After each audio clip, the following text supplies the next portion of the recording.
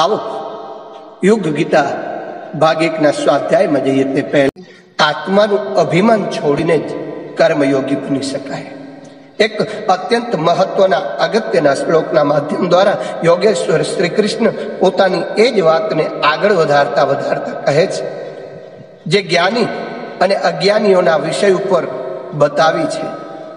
તેઓ આગળ કહે છે, પ્રકૃતે ક્રિયાયામાણી પ્રકૃતે ક્રિયમાણાની ગુણૈ કર્માણી સર્વશઃ અહંકાર વિમૂઢાત્મા કરતા અહમિતિ મન્યતે। ખરેખર તો તમામ કર્મો પ્રકૃતિના ગુણો પ્રમાણે જ કરવામાં આવે છે, પરંતુ અહંકારથી મૂઢ બનેલ, અહંકારથી મોહ પામેલ વ્યક્તિ, અજ્ઞાની વ્યક્તિ એ માની બેસે છે કે આ હું જ કરું છું। આના આગળના શ્લોકને અર્થ સહિત જો જોઈએ તો એને સમજવામાં બહુ સરળતા રહેશે। તત્વવિતુ મહાભાવ ગુણ કર્મ વિભાગયો ગુણા ગુણેશુ વર્તંતી ઇતિ મત્વા ન સજ્જતે। પરંતુ હે મહાબાહો, ભગવાન શ્રી કૃષ્ણ કહે છે, હે મહાબાહો, જે ગુણો અને કર્મોના વિભાગને તત્વોથી જાણે છે એ જ્ઞાનયોગી એ સમજીને કે ગુણ જ ગુણોમાં, ઇન્દ્રિય રૂપી ગુણ વિષય રૂપી ગુણોમાં રમે છે, આવું સમજી એમાં ક્યારે તે આસક્ત થતો નથી। અર્જુનના સદગુરુ શ્રી કૃષ્ણ આ 2 શ્લોક દ્વારા અજ્ઞાની, અહંકારી અને જ્ઞાનવાન, અનાસક્ત વચ્ચેનો ભેદ સ્પષ્ટ કરે છે। એ બતાવે છે કે અજ્ઞાની પોતાના વિચારો અને શરીર સાથે તાદાત્મ્ય સાધીને હું કરતા છું, હું જ કરું છું આવું માની બેસે છે, અને હું કરું એ જ અજ્ઞાનતા શકટનો ભાર જેમ શ્વાન તાણે। પોતાના જ કર્મોમાં જકડાયેલ એ ન મૂઢ, એ પોતાના જ કર્મોમાં જકડાયેલ એ મૂઢ ન તો કર્મોને સારી રીતે પૂરા કરી શકે છે અને ન તો તેનો સંપૂર્ણ ઉપયોગ સારી રીતે કરી શકે છે। તમામ સંચાલન જ્યારે કુદરત જ કરી રહી છે તો આપણે કેવી રીતે માની લેવું જોઈએ કે કોઈ કાર્ય હું કરી રહ્યો છું? આપણે કંઈ નથી કરતા, એ જ કરી રહી છે પરમાત્માની પ્રકૃતિ ચેતના જ કાર્ય કરી રહી છે। અગર આ કરતા હું આપણી સાથે જો ગૂંથાયેલો રહેશે તો આખું જીવન આત્મવંચનામાં જ જીવતા રહીશું કે આ બધું મારું કરેલું છે, અને આ અહમભાવનો ક્ષય થયા વગર વ્યક્તિનો વિકાસ થતો નથી। અહંકાર જ માણસને મારે છે, અને એટલે જ કહ્યું, ગુમાન તમારું ટકશે ના, ધન જો બન કાયમ રહેશે ના, ભક્તિ સત કરમો ખૂબ કરો, બીજું શંકાથી આવશે ના, ત્યજી શીઘ્ર લાભની દ્રષ્ટિને, અંતિમ ક્ષણનો વિચાર કરો। એ ભસ્મ કહે છે કે જીવો મૃત્યુનો જરા વિચાર કરો, કર્મો સારા કરતા ઈશ્વરને કાયમ યાદ કરો, પરમેશ્વરના ગુણગાન કરો। આ અહમ ભાવનો ક્ષય જો ન થાય તો વ્યક્તિનો વિકાસ સંભવ નથી। અહંકારનો ક્ષય થવો જ જોઈએ, એના થયા વગર વ્યક્તિનો વિકાસ સંભવ નથી। સત, રજ, તમ આ 3 ગુણ ધરાવતી આપણી સંપૂર્ણ પ્રકૃતિ જ કર્મ કરે છે। આપણે કર્મ કરતા જ નથી। ભગવાને જ્યાં પ્રકૃતિના ગુણની ચર્ચા કરી છે ત્યાં એનો અર્થ એવો થાય છે, ઇન્દ્રિયો ત્રિગુણાત્મક પ્રકૃતિએ આપણાને જે શરીર તથા ઇન્દ્રિયો આપી છે તેનાથી જ તમામ કર્મ, તમામ ક્રિયાઓ થાય છે। આ દેહ અને તેની અંદર સ્થિત આત્મા અને ઇન્દ્રિયોનો જ્ઞાતા કોણ છે? એ છે પરમાત્મા, ન કે કર્તા અથવા મનુષ્ય।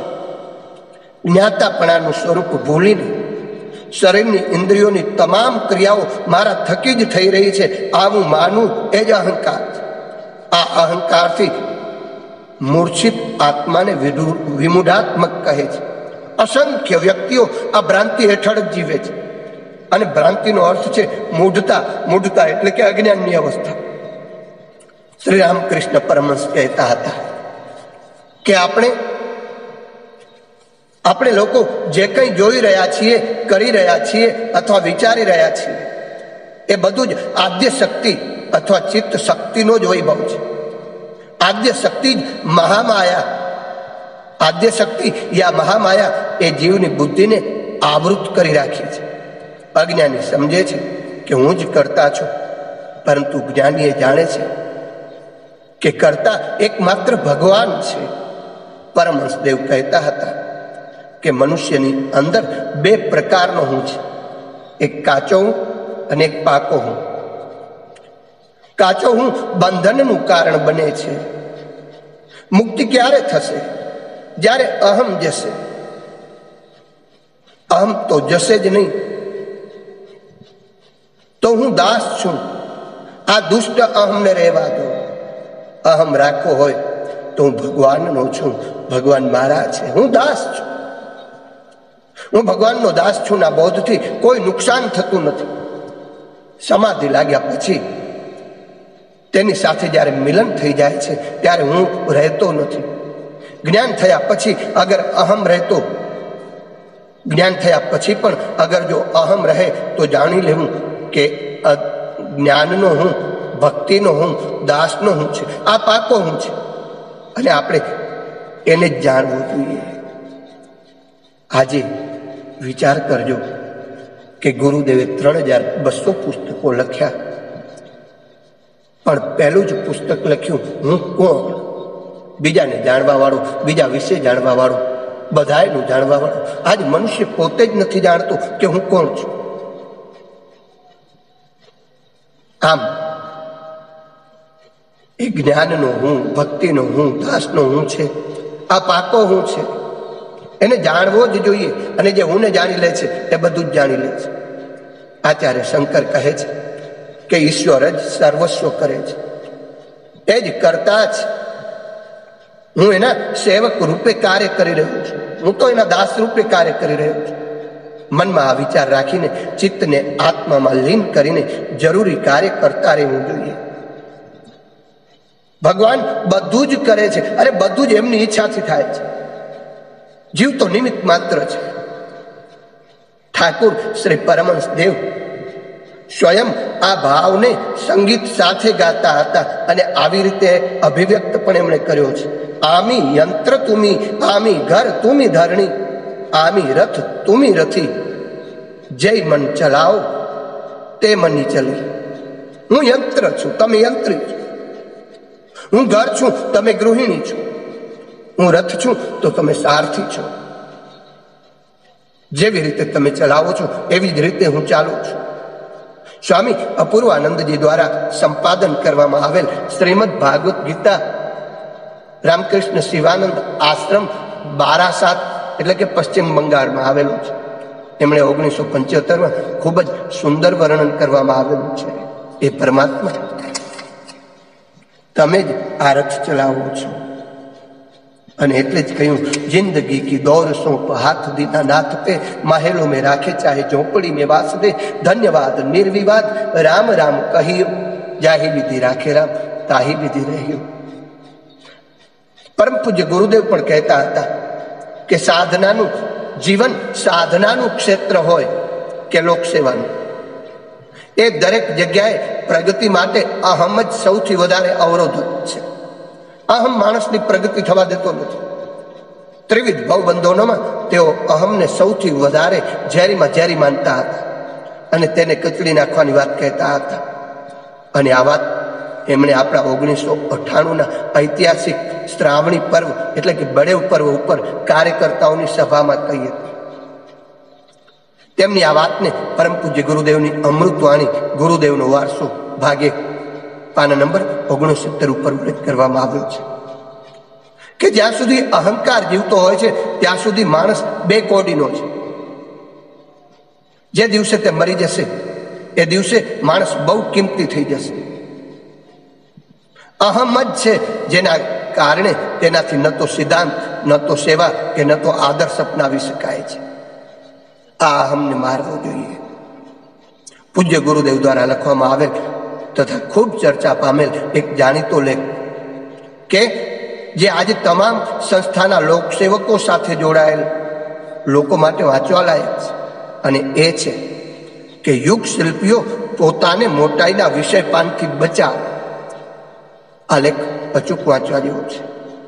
28 શ્લોકમાં વર્ણન કરવામાં આવ્યું છે કે હું જ 28મા શ્લોકમાં વર્ણન કરવામાં આવ્યું છે કે ગુણ જ ઇન્દ્રિયો રૂપી ગુણોમાં વિષય રૂપી રૂપે રમે છે.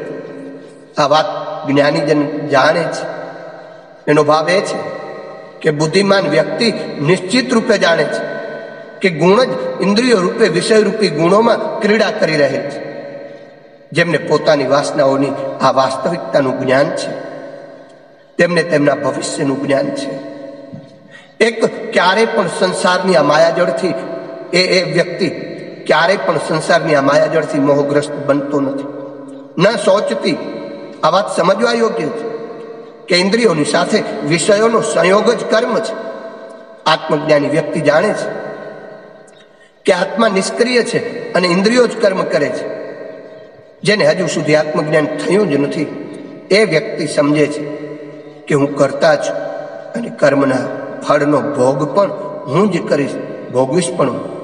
આ જ કારણ છે કે મોટા ભાગના લોકો માત્ર ને માત્ર ફળની આશાથી જ કર્મમાં આસક્ત થયેલા જોવા મળે છે. આગળના 27મા અને 28ના શ્લોકમાં કહેવામાં આવ્યું છે. એ શ્લોકમાં ભગવાનના મુખથી આ વાત નીકળી છે. 3જા અધ્યાયનો 29મો શ્લોક.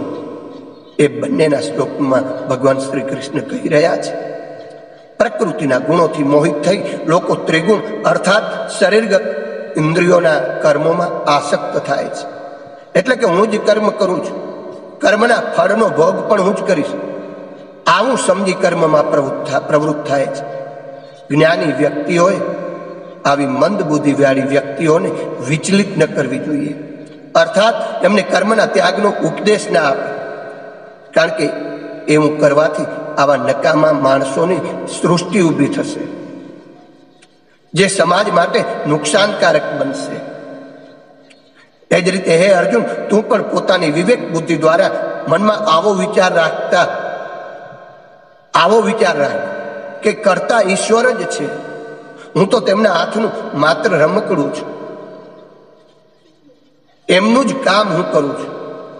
સમગ્ર કર્મો તથા કર્મ ફળને પરમેશ્વરને અર્પણ કરી નિષ્કામ ભાવથી મમતા રહિત અને શોક રહિત બનીને યુદ્ધ કર.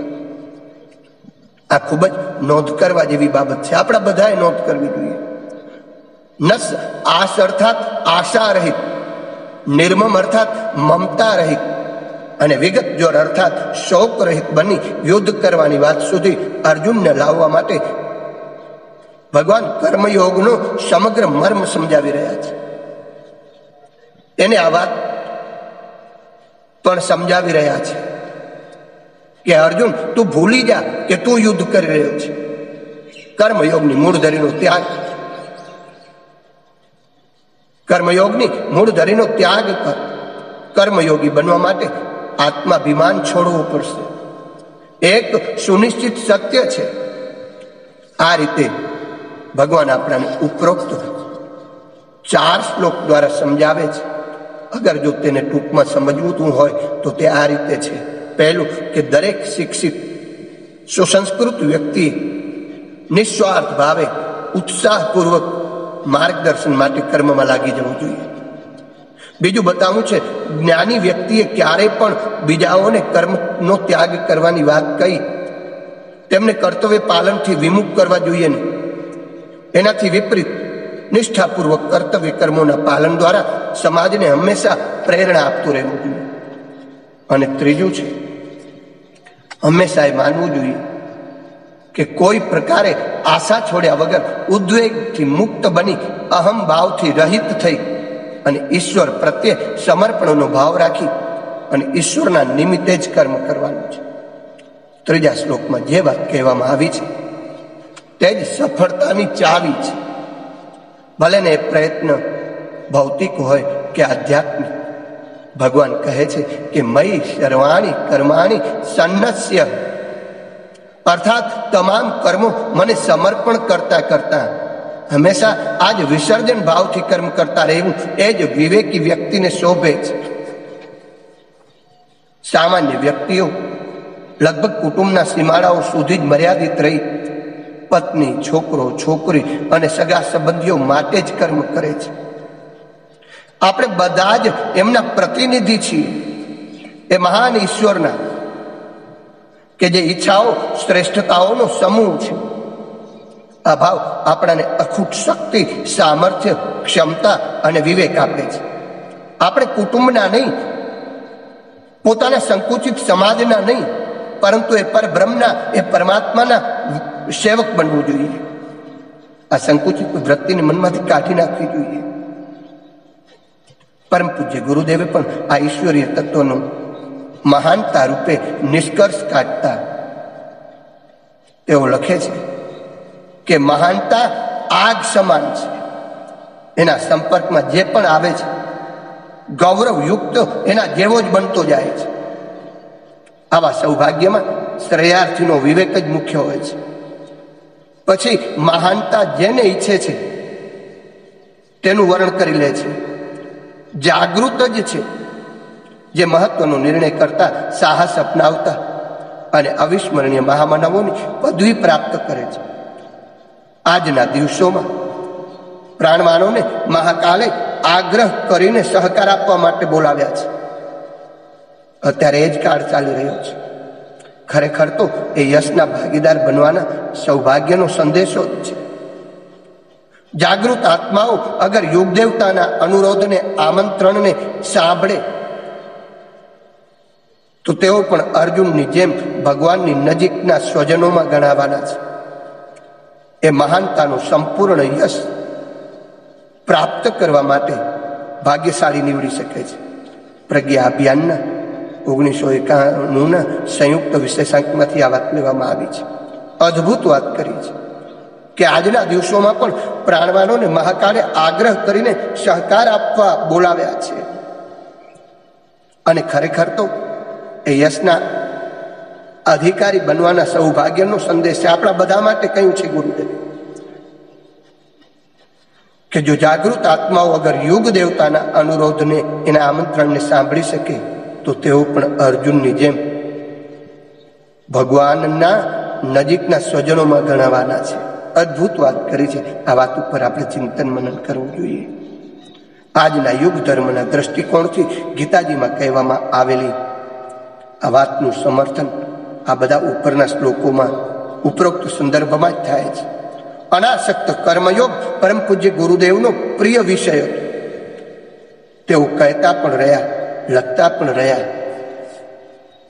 તમારે વિચાર ક્રાંતિના મોરચા પર કોઈ અપેક્ષા કે મોહ રાખ્યા વગર સતત લાગી રહેવાનું છે. આ રણ સંગ્રામ તો તમારા જીવનના અંત સુધી ચાલવાનો છે. આવો અવસર વારંવાર મળતો નથી.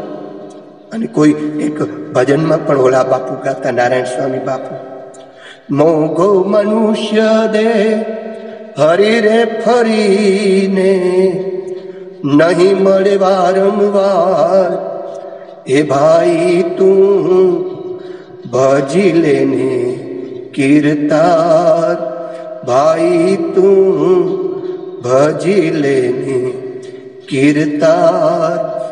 લાખો ગયા ને તું પણ જવાનો, લાખો ગયા ને તું પણ જવાનો. મૂરખ મનમાં વિચાર, સાચું કહું છું છતાં જૂઠું જો મને તો, સાચું કહું છું છતાં જૂઠું જો મને તો. मुआ कुटुंब ने संभाल, हे भाई तू भजी लेन कीर्तान, भाई तू भजी लेन कीर्तान। ભજનોમાં ગાયું છે, ગુરુદેવ પણ આજ એ જ કહી રહ્યા છે। આ રણ સંગ્રામમાં તો તમારા જીવનના અંત સુધી ચાલવાનું છે। આવો અવસર વારંવાર મળવાનો નથી। યશના જો અધિકારી બનવું હોય તો બની જાઓ, આજ મોકો છે। નહીં તો કીડી મકોડા જેવું કે પશુ જેવું જીવન જીવતા જીવતા 84 લાખ યોગીઓમાં ચક્કર કાપતા રહીશું। આપણે જ્યારે યોગ ગીતાના દ્રષ્ટિકોણથી કર્મયોગનું અધ્યયન કરીએ છીએ તો ત્યારે ચારે બાજુ યુધસ્વ વિગત જોરહ આવો ઉપદેશ સંભળાય છે। ભગવાન શ્રી કૃષ્ણ આગળ 30મા શ્લોકમાં વ્યક્તિત્વ નાશના 3 નિયમો પણ બતાવ્યા છે।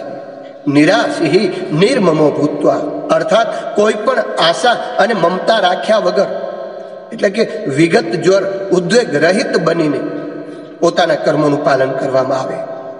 તેઓ ભવિષ્યમાં કંઈ પણ પ્રાપ્ત થવાની સંભાવના કે આશા ભૂલે છે। ભૂતકાળના પસ્તાવાથી મનને અશાંત થવા દેવું, પોતાની અંદર મમતાનો વિકાસ થવા દેવું, આ 3 નિયમો આપે છે। તો ભૂતકાળનું આ ચિંતન આપણી કાર્યકુશળતાને ઓછી કરે છે। વર્તમાનમાં ઉદ્વિગ્નતા દ્વારા શક્તિઓનો નાશ કરવો આપણા સ્વભાવમાં વણાઈ ગયું છે। તણાવ ભર્યા આ યુગમાં જ્યારે આપણી પાસે અનેક કર્તવ્યોની અપેક્ષા રાખવામાં આવી રહી છે ત્યારે આપણું ઉદ્વિગ્ન થવું એ સ્વાભાવિક છે। આવી સ્થિતિમાં ભવિષ્ય, વર્તમાન અને ભૂત ત્રણેયને સાધી શાંત ગંભીર બની અને સમર્પણ ભાવથી કર્મ કરવું જોઈએ, એ જ આપણો ધર્મ હોવો જોઈએ। આપણા સૌના જીવનમાં પણ નિરંતર યુદ્ધ સામે આવતું જ રહે છે। આપણા અંતઃકરણમાં આ યુદ્ધ મનોવિકારોની વિરુદ્ધમાં ચાલતું જ રહે છે। તે જીવનના ઉતાર ચઢાવ કે મુશ્કેલીઓ રૂપે પણ જન્મ લેતું રહે છે। એ ઉદ્વેગ, ક્ષોભ, વિક્ષોભ તથા નિષ્ફળતાને જન્મ આપે છે। ફરીથી પોતાના અંતઃકરણને વ્યવસ્થિત કર્યા પછી પ્રાપ્ત થયેલી શક્તિઓનો અગર કુરિવાજો, અસામાજિક પ્રવૃત્તિઓ સામે સંઘર્ષ કરવા, એની વિરુદ્ધમાં યુદ્ધ કરવામાં ઉપયોગ કરવામાં આવે તો એનાથી સમાજના સાંસ્કૃતિક વિકાસનો માર્ગ ખુલ્લો થશે। ભૂતકાળનો ગ્લાનિનો ભાવ, ભવિષ્યની ચિંતા તથા વર્તમાનમાં ઉદ્વેગ દ્વારા આપણે મૂર્ખતાપૂર્વક અજાણતાથી જ પોતાની શક્તિનો નાશ કરતા રહીએ છીએ, જેમાં આપણાને નિષ્ફળતા, નિરાશા અને વિષાદનો બોજ જ સહન કરવો પડે છે। બીજું કંઈ કરવું પડતું નથી। આપણે આપણી અંદર એક આદર્શ અથવા એક લક્ષ્ય પ્રત્યે શ્રદ્ધા પેદા કરીને તથા સમર્પણ ભાવથી મહેનત કરતા કર્મમાં રત રહીએ। આ જ સફળતાનો રાજમાર્ગ છે। એના આધારે જ દરેક મહામાનવ પોતાના સમયના મહાનાયકને સફળતા મળી છે। એમાં કોઈ શોર્ટકટ નથી। અગર સામૂહિક રૂપે આ કાર્ય થઈ શકે તો તેનાથી સમાજનું તથા રાષ્ટ્રનું ગૌરવ ચોક્કસ વધશે। આગામી બંને શ્લોકોમાં ભગવાન ખૂબ સ્પષ્ટતા સાથે જણાવે છે કે સમાજમાં કેટલીક વ્યક્તિઓ સફળ અને કેટલીક વ્યક્તિઓ નિષ્ફળ શા માટે સાબિત થાય છે। તેઓ 3જા અધ્યાયના 31મા શ્લોકમાં એમ કહે છે, યે મે મદ મિદમ નિત્યમનુ તિષ્ઠંતિ મનવાહ શ્રદ્ધાવંતો નશુયંતો મુચ્યંતે તેપી કર્મે ભી। જો કોઈ વ્યક્તિ દોષ દ્રષ્ટિ રહિત અને શ્રદ્ધાયુક્ત બની મારા આ મતનું જે હંમેશા અનુસરણ કરે છે એ વ્યક્તિ સંપૂર્ણ કર્મના બંધનોમાંથી મુક્ત થઈ જાય છે। 31મા શ્લોકમાં બતાવ્યું છે। તો 32ના શ્લોકમાં પણ ભગવાન કહે છે, પરંતુ જે મનુષ્ય મારા પર દોષારોપણ કરતા મારા આ મત અનુસાર ચાલતો નથી, મારા નિયમમાં ચાલતો નથી, મારા અનુશાસનમાં ચાલતો નથી, એ મૂર્ખાઓને તો તું સંપૂર્ણ વિષયોમાં મોહિત અને નાશ થયેલો જ જા, મૃત્યુ પામેલા જા. ભગવાન અર્જુનને સ્પષ્ટતાથી સમજાવી રહ્યા છે કે જીવન સંગ્રામમાં સફળતા જો પ્રાપ્ત કરવી હોય તો એક જ રાજમાર્ગ છે, અને તે છે કોઈ પણ મહાન આદર્શ પ્રત્યે પોતાનું પૂરેપૂરું સમર્પણ અને પોતાના હૃદયને એના જ વિચારોથી ભરી શ્રેષ્ઠતાની સાથે કર્મોનું પાલન. અગર આ રહસ્ય આપણા સૌની સમજમાં આવી જાય તો જીવન જીવવાનો આનંદ આવી જાય. પરમ પૂજ્ય ગુરુદેવે આ વાસ્તવિકતા આપણા બધાને સમજાવતા 1982ની એપ્રિલ માસની અખંડ જ્યોતિના તંત્રી લખમાં લખ્યું છે કે બ્રહ્મ વિદ્યાના તત્વજ્ઞાનીઓએ આ શાશ્વત સત્યનો હૃદયંગમ પણ કરી લેવો જોઈએ કે ભૌતિક સંપત્તિની તુલનામાં આધ્યાત્મિક સંપદાનું પ્રત્યક્ષ અને પરોક્ષ પરિણામ 1000 ગણું વધારે. આ રોકડીયો ધર્મ છે. એમાં જ હાથથી આપેલો એક હાથથી આપો, બીજા હાથથી લો.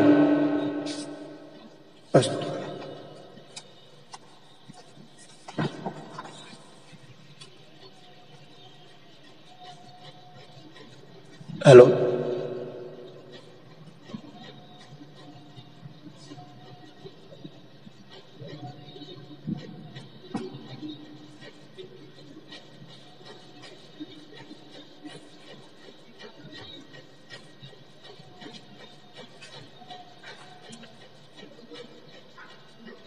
જય ગુરુદેવ. બેન, સમય પૂરો થઈ ગયો હતો. એક પાનું ખાલી રહ્યું છે, પૂરું કરશું કે આગળનું કરું? હા, થવા દઈએ ને, ભલે. હા, એટલે આ વિષય પૂરો થાય.